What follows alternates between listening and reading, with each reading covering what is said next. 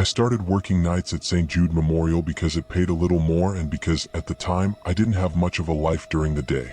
St. Jude sits just outside a mid-sized American city, the kind of hospital that isn't famous for anything except being old. The main building was built in the late 1970s, with newer wings added over the decades, stitched together by long corridors that never quite lined up. If you worked there long enough, you learned shortcuts. If you didn't, you got lost. I was a patient transport technician. My job was simple on paper. Move patients from the ER to imaging, imaging to ICU, ICU to surgery recovery, morgue runs when necessary. Nights were quieter, slower, and lonelier. Most of the hospital shut down after midnight. Admin offices went dark. Outpatient clinics locked their doors. Entire wings emptied out except for the occasional overnight patient and one nurse doing rounds. I liked the quiet at first. It felt controlled, predictable. Machines beeped in regular intervals. Hallway lights hummed softly.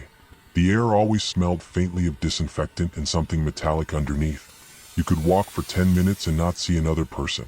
That changed around my third month on nights. The first strange thing was a transport request that didn't exist. At around 2:10 a.m., my pager went off with a request to move a patient from the 5th floor to radiology. That wasn't unusual. What was unusual was the patient name. It was blank. Just a room number, 5B17. I called dispatch to confirm. The line rang and rang before going to voicemail. That sometimes happened at night if the dispatcher stepped away. I decided to check the room anyway. Worst case, it was a mistake. The 5th floor was one of the older wings. Oncology used to be there years ago, but most of it had been moved to a newer building across campus. Now only half the floor was active. The other half was closed off with temporary walls and locked doors. Room numbers still existed, though, even if the rooms were empty. 5B17 was in the active section, near the end of a long hallway. The lights were dimmed for night mode. I pushed my empty stretcher down the hall, wheels squeaking softly despite my best efforts to keep them quiet. When I reached the room, the door was closed. That wasn't unusual either. I knocked once, gently, then opened it. The room was empty. The bed was made. No patient. No personal items. No 4 poles hooked up. The monitor was off. The whiteboard on the wall was blank, wiped clean. I checked the room number twice. 5B17. I stepped back into the hall and checked the door across from it. 5B16. The one next to it. 5B18. I called the charge nurse's station. No answer. I went back to my stretcher and waited a few minutes, assuming someone would call to correct the request. No one did. Eventually, I wheeled the stretcher back down to transport and logged it as a canceled run. I chalked it up to a system glitch. Things like that happen in hospitals all the time. Over the next few weeks, it happened again. Always after 2 a.m. Always a blank patient name. Always a room on the 5th floor. Different rooms each time, but always in the same hallway. I stopped responding to those requests. I'd wait a few minutes, then log them as canceled without leaving the department. No one ever questioned it. The first time someone did question me was the night I transported Mr. Albright. He was an elderly man in his late 70s, admitted for complications after a fall. The request came from the ER at 1:45 a.m. to move him to a med-surg room on the 3rd floor. Normal run. He was awake when I arrived, thin arms resting on top of the blanket, eyes open but unfocused. He looked past me instead of at me. "Sir," I said, checking his wristband, "I'm going to take you upstairs." He nodded slightly. As I pushed the stretcher through the halls, he spoke for the first time. "You work nights?" he said. "Yes, sir." "They still do it at night," he said quietly. "Do what?" He didn't answer. We reached the elevator. The doors closed and the hum of the ascent filled the space. About halfway up, he turned his head toward me. "Don't go to the 5th floor after 2, he said. My stomach tightened. "Why not?" I asked. "They don't log everything," he said. "They never have." Before I could ask what he meant, the elevator doors opened. A nurse was waiting. She took over, and Mr. Albright didn't say another word. I stood there for a moment after they left, staring at the empty hallway, feeling foolish for letting it get to me. People say strange things in hospitals. Medication. Confusion. It didn't mean anything. I told myself that until a few nights later when I got called for a morgue transport. The morgue was in the basement, accessible through a service elevator that most staff avoided. The request came in just after 3 a.m. A patient had died in ICU and needed to be moved downstairs. I met the nurse outside the room. She looked exhausted, eyes red, hair pulled back too tight. "Room 712, she said. "Male. 64. I nodded and moved the body carefully onto the gurney, zipped the bag and rolled him down the hall. The service elevator ride was slow, creaking slightly as it descended. When the doors opened to the basement, the hallway lights flickered the way they always did. I pushed the gurney toward the morgue door, swiped my badge and went inside. The morgue had 6 refrigeration units, numbered 1 through 6. Units 1 through 4 were occupied. I opened Unit 5. It was already full. That shouldn't have happened. The system tracked capacity carefully. They never double-booked units. I checked Unit 6. Also occupied. I stood there, heart pounding, staring at the tags. Both bodies were unidentified. No names. Just dates and times. Both times were between 2 o'clock and 2:30 a.m. I wheeled the gurney back out and called the nursing supervisor. She answered on the second ring. "There's no space in the morgue," I said. Silence on the other end. "That's not possible," she said finally. "We have 2 open units." "I'm standing here," I said. "They're full." She told me to wait. 10 minutes later, security showed up. The guard checked the units, frowned, and made a call of his own. Eventually, they brought a temporary holding cooler in from another building. The body went in there. No incident report was filed. No explanation was given. The next night, I asked one of the older nurses about it. She'd been at St. Jude for over 20 years. She didn't answer right away. She just looked at me, then down the hall, then back at me. "Don't ask questions you don't want answers to," she said. After that, I started paying closer attention. Between 2 and 3 a.m. things changed. Not dramatically, subtly. The hospital felt thinner somehow. Quieter than quiet. The usual background noise dipped, like someone had turned down the volume on the building itself. I started noticing doors that were usually locked standing slightly open. Elevators arriving without being called. Computer screens lighting up at empty nurse stations. And the 5th floor transport requests kept coming. One night, I decided to respond to one. It came in at 2:17 a.m. room 5B22. I told myself I just wanted to confirm it was empty again so I could finally report it properly. I took the stretcher and rode the elevator up. The 5th floor was darker than usual. Half the lights were off, not dimmed, but completely out. Emergency lighting glowed along the floor. As I walked down the hallway, I heard something I hadn't heard before. Footsteps. Slow. Measured. Ahead of me. I stopped. The footsteps stopped too. "Hello?" I called out. No answer. I continued walking. The footsteps resumed, always staying just out of sight around the corner. When I reached room 5B22, the door was open. Inside, the bed wasn't empty this time. A man lay on it, thin, pale, eyes open and staring at the ceiling. No monitors attached. No no wristband. "I'm here to take you to radiology," I said, my voice steadier than I felt. He turned his head slowly and looked at me. "They said you'd come," he said. "Who did?" "The night people." I stepped closer, heart hammering. "What's your name?" I asked. He smiled faintly. "They took it," he said. "After the 3rd one." I backed away from the bed. "I think there's been a mistake," I said. "There always is," he replied. The hallway lights flickered. I turned to look back, and when I turned around again, the bed was empty. The sheets were neatly folded. I left the 5th floor and didn't come back for the rest of the night. The next morning, I put in a transfer request to day shift. It was denied due to staffing shortages. I started sleeping during the day with the lights on. About a week later, I was called to transport a patient from a closed wing on the 5th floor. The request came directly from administration, which was unusual at night. Security met me at the elevator. 2 guards I'd never seen before. "We'll escort you," one of them said. We walked down the closed section of the floor, past temporary walls and locked doors. At the very end of the hall was a door I'd never noticed before. No room number. Just a small metal plaque that said observation. Inside was a room full of monitors. Video feeds. Dozens of them. Hallways. Rooms. Elevators. All between 2 and 3 a.m.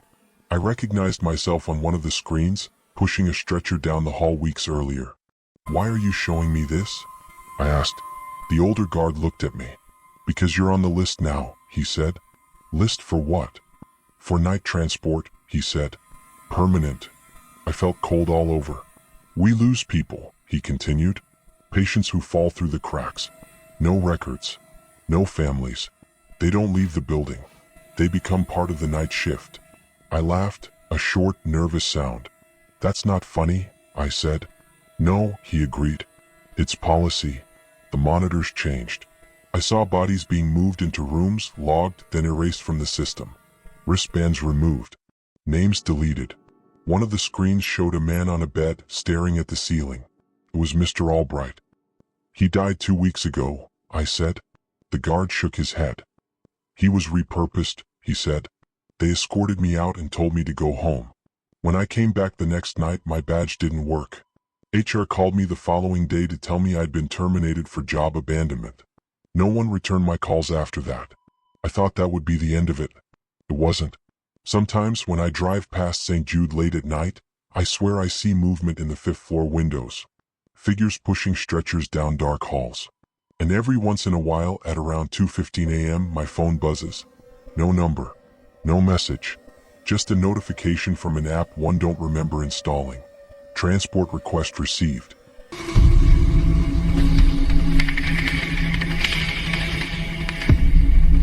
I took the night shift at Mercy Ridge Hospital because I wanted the quiet. After 10 years working days as a respiratory therapist, I was burned out by families crowding hallways, administrators watching productivity dashboards, and doctors barking orders while pretending they weren't exhausted. Nights paid more and everyone told me the same thing. Fewer people, fewer problems. Mercy Ridge was a regional hospital off a state highway in the Midwest. Not rural, not urban. It served a cluster of small towns and farmland. The building itself was older than it looked.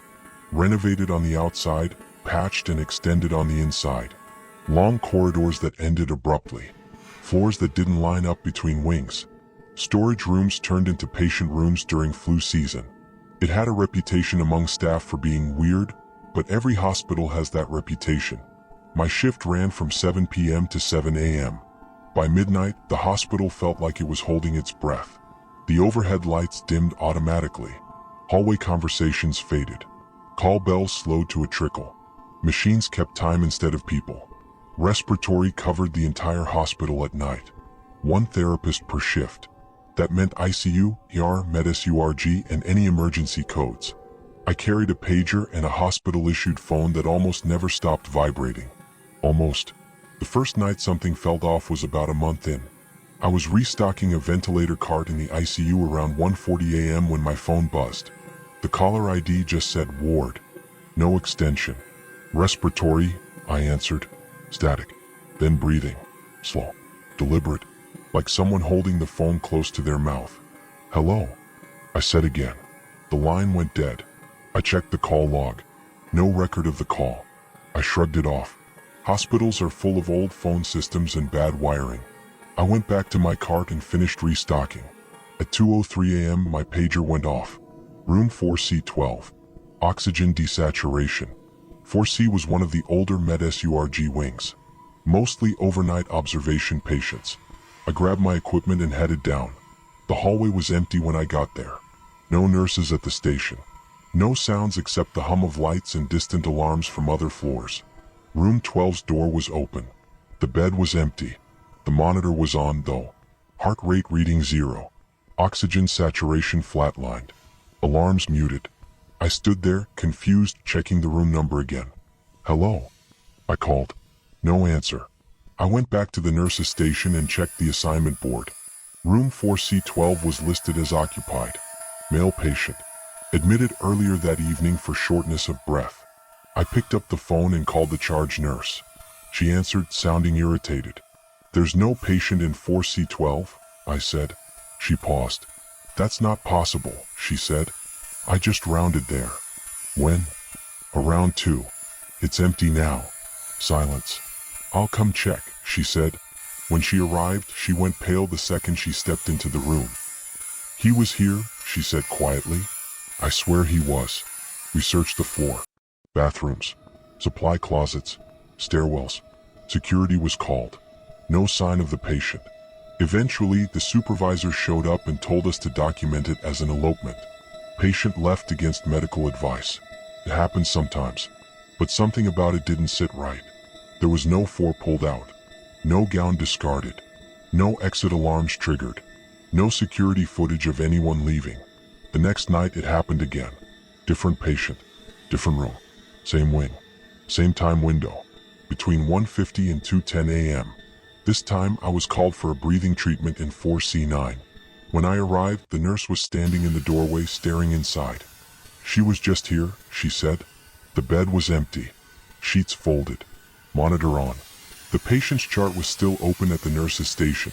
Vitals being charted automatically until exactly 2:04 a.m. Then nothing.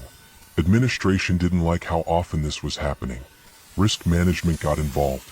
They started reviewing footage. That's when they noticed something. Patients didn't just disappear. They moved. Security footage from the hallway showed patients getting out of bed on their own. Calmly. Slowly. No confusion. No panic.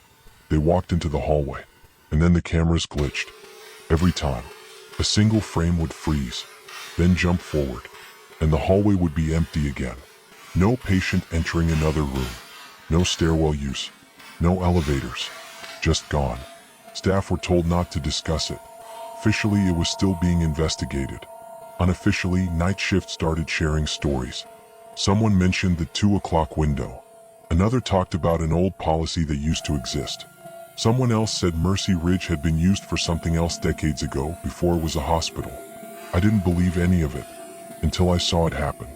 I was charting in the ICU just before 2 a.m. when I noticed one of the monitors spike. A patient on high-flow oxygen suddenly dropped into the low 80s. I grabbed my equipment and went into the room. The patient was awake.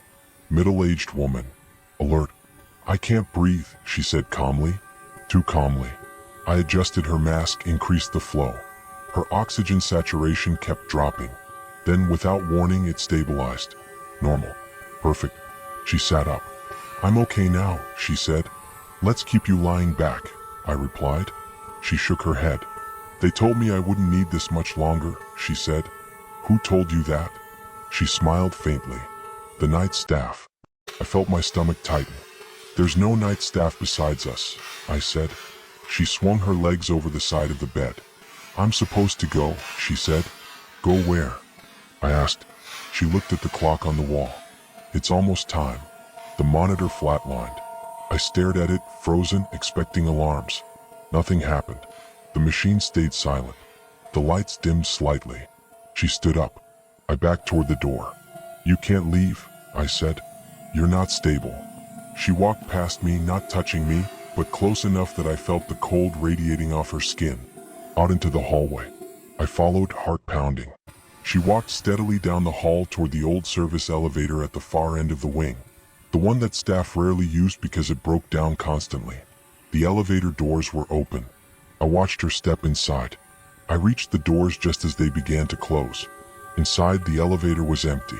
I checked the stairs, the hallway, the bathrooms. She was gone. I called a code. Nurses flooded the area. Security arrived. The ICU doctor demanded answers I didn't have. When they reviewed the footage later, the camera froze for 3 seconds at 2:01 a.m. Then resumed. Empty hallway. After that, administration changed tactics. They stopped investigating. They stopped documenting. They instructed night staff to increase rounding between midnight and 2, and then again after 3. No one explained why there was a gap. One of the older respiratory therapists pulled me aside a few nights later. He'd been at Mercy Ridge since the early 1990s. They used to call it transfer hour, he said. What does that mean? I asked. It's when the hospital balances, he replied. That doesn't make sense. It doesn't have to, he said. It just has to stay quiet. I started paying attention to what happened between 2 o'clock and 2:15 a.m. Call lights stopped ringing. For pumps stopped alarming. Heart monitors smoothed out. Even dying patients seemed calmer. And then, occasionally, a room would empty. One night, I checked the census at 1:55 a.m. We had 142 patients. At 2:20 a.m., we had 139. No deaths recorded. No discharges. 3 gone. I asked the supervisor. She told me the census system lagged sometimes. I stopped asking questions. Until the night my name appeared on a chart. I was restocking oxygen tanks near the ER when I noticed a patient chart open on a workstation. No name, no age, just a bed number, and a respiratory consult. I leaned closer. Under notes, it said, night staff evaluation pending. Candidate stable. Candidate. I scrolled. Room assignment, 4C12. The same room where the first patient disappeared. I closed the chart and stepped back. My phone buzzed. Unknown caller. I answered. Respiratory, I said, breathing on the line. Then a voice. Please don't fight it, it said. The line went dead. At 1:50 a.m. my pager went off. Room 4C12. Respiratory distress. I didn't move. At 1:55, it went off again. At 2 o'clock, the overhead lights dimmed further. At 2:01, the hallway went silent. At 2:02, the service elevator dinged somewhere in the distance. At 2:03, my hospital phone buzzed. Transport confirmed. I walked to the nurse's station and checked the board. Room 4C12. Patient name, mine. I quit the next morning. Just walked out. Didn't clock out. Didn't turn in my badge. HR left messages. Administration sent emails. I ignored all of it. That was 3 years ago. I still wake up some nights just before 2 a.m., heart racing, convinced I hear hospital monitors beeping in the distance. Last week I checked my credit report. There was a new medical bill. Mercy Ridge Hospital. Date of service, last Tuesday. Time, 2:04 a.m. Room, 4C12.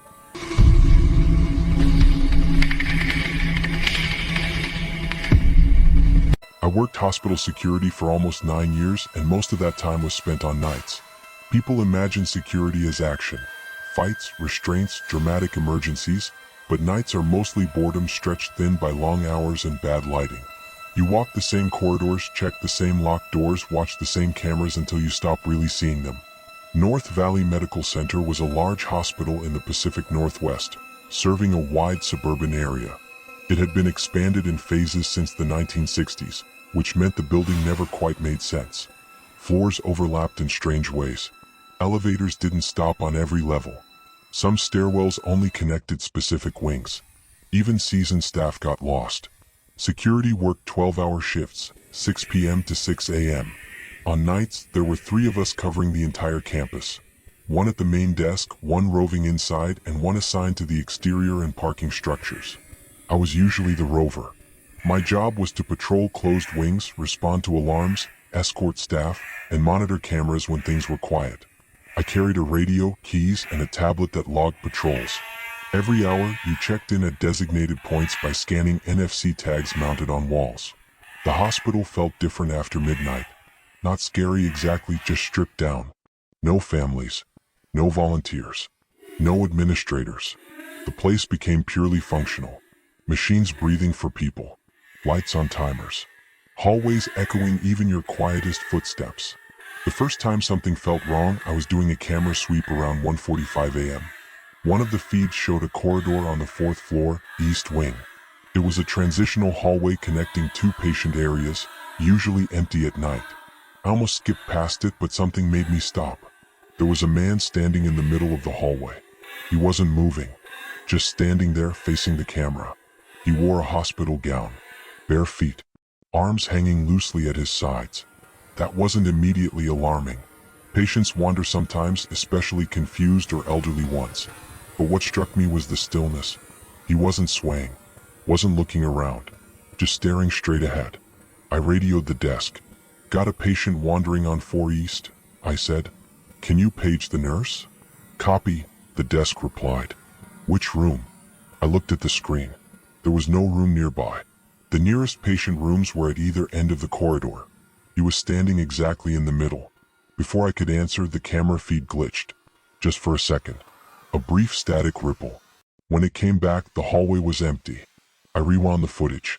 The man was there. Then static. Then gone. No door opened. No turn. No movement. I reported it anyway. The nurse checked. No missing patients. No alarms. It was written off as a confused patient who went back to his room. Things like that happen. The second time I was physically there. It was around 2:10 a.m. I was doing my hourly patrol through the older South Wing. That area was partially closed due to renovations. Entire corridors were dark, sealed with temporary walls. Others were lit but unused, kept accessible for emergency rerouting. As I turned a corner, I saw someone ahead of me. A woman walking slowly away. Hospital gown, bare feet, long hair hanging loose. "Ma'am?" I called out. She didn't respond. I picked up my pace. "Ma'am, you need to head back to your room." She turned left into a side corridor that should have been blocked off. I followed, already reaching for my radio. The corridor ended in a locked fire door. No side rooms. No exits. She was gone. I checked the door. Still locked. Alarm intact. I stood there longer than I should have, my skin prickling, trying to make sense of it. When I reviewed the cameras later, that corridor camera cut out entirely between 2:08 and 2:12 a.m. No footage. Just a blank screen with a timestamp still running. That's when I started noticing the pattern. Between roughly 2 o'clock and 2:30 a.m., certain cameras would glitch. Always the same ones. Transitional spaces. Hallways between wings. Service corridors. Never patient rooms. Never nurses' stations. And always during that same window. I brought it up to my supervisor. He listened patiently, then asked me a question I didn't expect. "Have you worked here long enough to remember before the renovation?" he asked.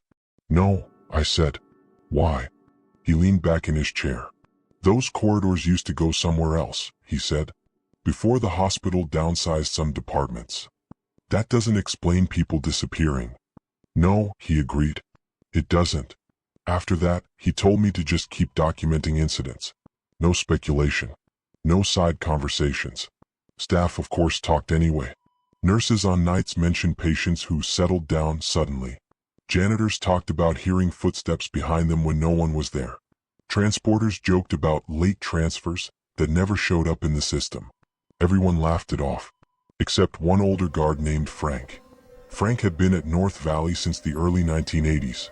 He was semi-retired, working part-time nights because he liked the quiet. He walked with a limp and carried an old notebook instead of a tablet. One night around 3 a.m., we were sitting at the security desk drinking bad coffee. "You seeing the walkers?" he asked casually. I froze. "The what?" "The ones who don't belong anywhere," he said. "They show up after 2. I told him what I'd seen. He nodded, unsurprised. "They used to call it reassignment," he said. "Reassignment of what?" "Patients," he said. "Staff too sometimes." I waited for him to smile. He didn't. "Back in the day," he continued, "this place handled overflow during a couple of disasters. Fires, highway pileups, things that overwhelmed the system. Records got messy. People slipped through. Slipped through where? Between departments. Between shifts. Between systems," he said. "If no one claimed them, the hospital did. That's insane." "Is it?" he asked. "Hospitals already keep people alive with machines. What's one more step?" I told myself he was messing with me. Then I saw my own face on the monitors. It was 2:06 a.m. I was watching camera 4E again, the same corridor from the first incident. The hallway was empty. Then the image shifted slightly, like the camera adjusted itself. And there I was, standing in the corridor, facing the camera. Same uniform, same badge, same posture. But I was at the desk. I hadn't moved. My double on the screen tilted his head, slowly, like he was listening to something I couldn't hear. I stood up so fast my chair tipped over. The feed glitched. Empty hallway. I checked the timestamp. Continuous. No loop. I pulled the footage and saved it. When I tried to replay it, that section was corrupted. Unreadable. I didn't tell anyone. Not even Frank. The next week things escalated. A nurse went missing during her shift. Not vanished completely. Just gone. Her badge was found at a stairwell door near one of the glitch corridors. Her phone was in her locker. Her car was still in the parking garage. The official story was that she walked off the job. No one believed it. Security footage showed her entering the corridor at 2:11 a.m. Then static. She never came out. Administration brought in outside investigators. Cameras were replaced. Access logs audited. Nothing turned up. Then quietly her name disappeared from the schedule, from the directory, from the internal emails. It was like she had never worked there. Frank stopped showing up a few nights later. I asked about him. HR said he'd retired years ago. I showed them the schedule with his name on it. They said it must be an old template. At 1:55 a.m. one night, my tablet buzzed with a patrol reminder. Checkpoint, South Wing Connector. That checkpoint had been removed months ago. I ignored it. At 2 a.m. it buzzed again. At 2:05 my radio crackled. Unit 3, a voice said. That's me, I replied. Proceed to reassignment, the voice said. What reassignment? Silence. Then softly, you've been noticed. The lights dimmed across the wing. Every camera on my monitor switched to the same feed. The South Wing Connector. Empty hallway. I didn't wait. I grabbed my jacket and headed for the exit.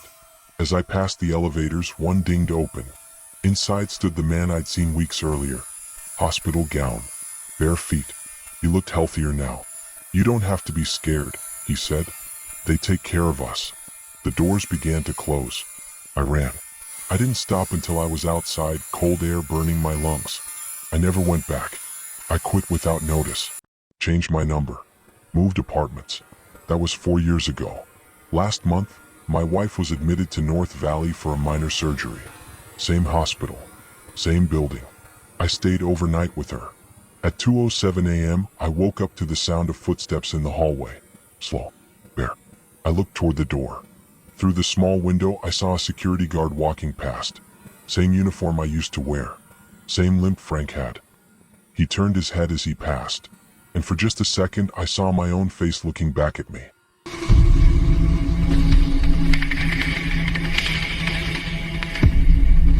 I worked as a night janitor at Lakeshore Regional Hospital for almost 3 years, and for most of that time, I thought I had the easiest job in the building.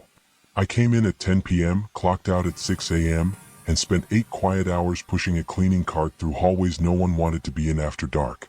No patients asking questions. No doctors barking orders. Just floors, trash bags, disinfectant, and silence. Lakeshore sat on the edge of a lake outside a small American city. It wasn't rural, but it wasn't busy either. The hospital had been built in the late 1960s and expanded in chunks whenever funding allowed. You could tell which parts were newer just by the smell. The old wings had a damp, metallic odor under the cleaner, like water trapped behind walls. The newer wings smelled sharp and sterile. Night janitors worked alone. That was standard. Each of us had an assigned zone, and mine was the East Wing, floors 3 through 5. Floor 3 was Medis URG. 4 was administrative offices and storage. 5 was technically closed.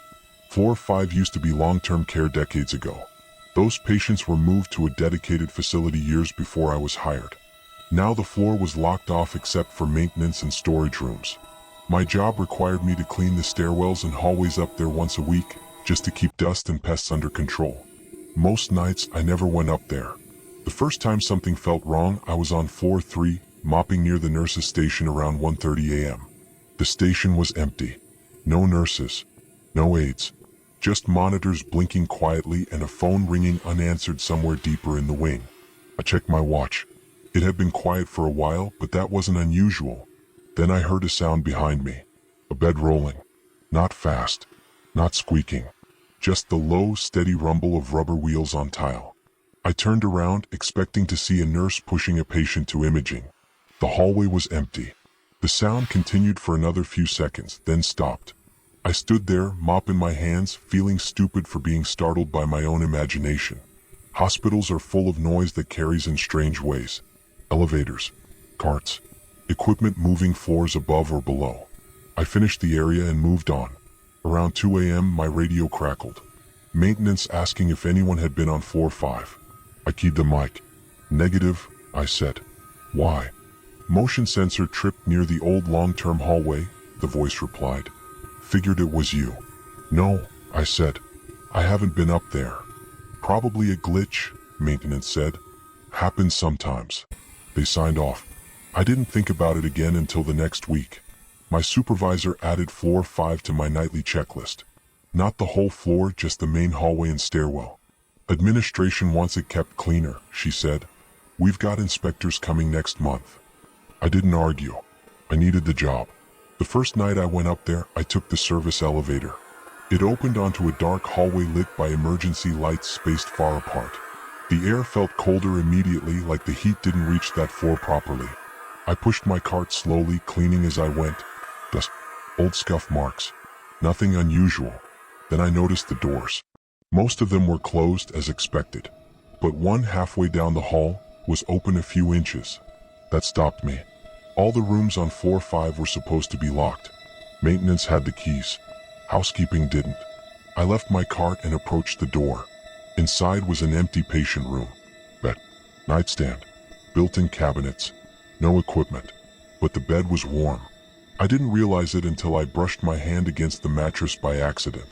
It wasn't hot, just recently used. I stepped back quickly, heart racing. Someone could have been up there. Maintenance maybe, or security. I closed the door and finished my checklist as fast as I could. The next morning, I mentioned it to my supervisor. She frowned. "No one's supposed to be using those rooms," she said. "They don't even meet code anymore." "Then why was one unlocked?" I asked. She didn't have an answer. After that, floor 5 started changing. Not all at once, slowly.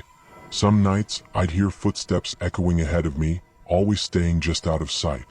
Other nights, doors would be open that I was sure I'd closed. Once, I found a trash bag full of medical waste sitting outside a room that hadn't been used in decades. Around 2:15 a.m. every night, the floor felt different. The lights seemed dimmer, the air heavier. My radio would fill with static, making it useless. I learned to hurry through my tasks before that time. One night, I didn't make it. I was wiping down handrails near the stairwell when the elevator dinged. I froze. No one used the service elevator to floor 5 at night. The doors opened slowly. Inside was a hospital bed.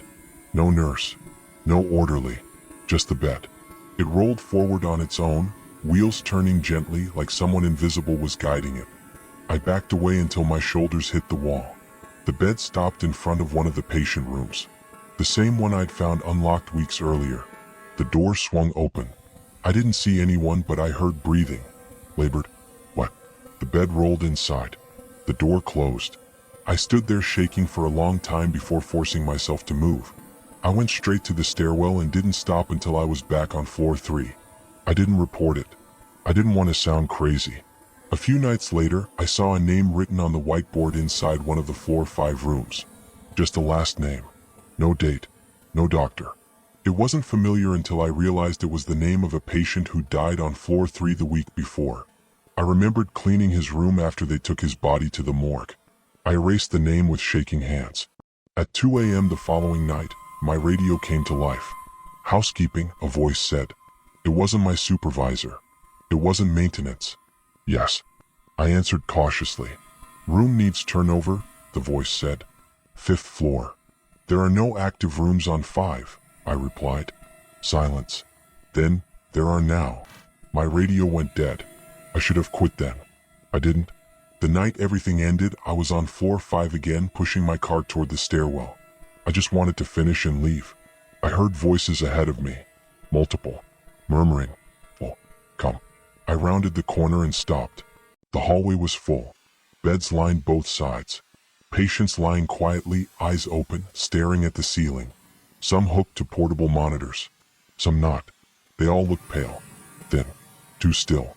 At the far end of the hall stood a nurse. Old-fashioned uniform. Not the kind anyone wore anymore. She looked at me and smiled. "You're late," she said. "What is this?" I asked. "Overflow," she replied. "We can't send them down anymore." "Send them where?" She gestured vaguely downward. "Administration decided," she said. "Too many questions. Too many records." I noticed then that some of the patients looked familiar. Faces I recognized from floor 3. From obituaries in the local paper. "You clean?" the nurse said. "That means you stay." I turned and ran. The stairwell door wouldn't open. The elevator dinged behind me.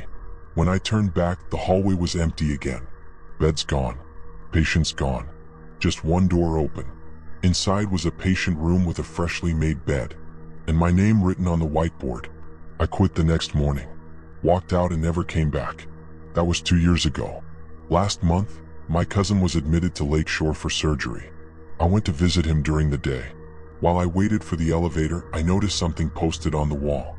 A new housekeeping schedule. Floor 5 was listed again. Under assigned staff, there was only one name,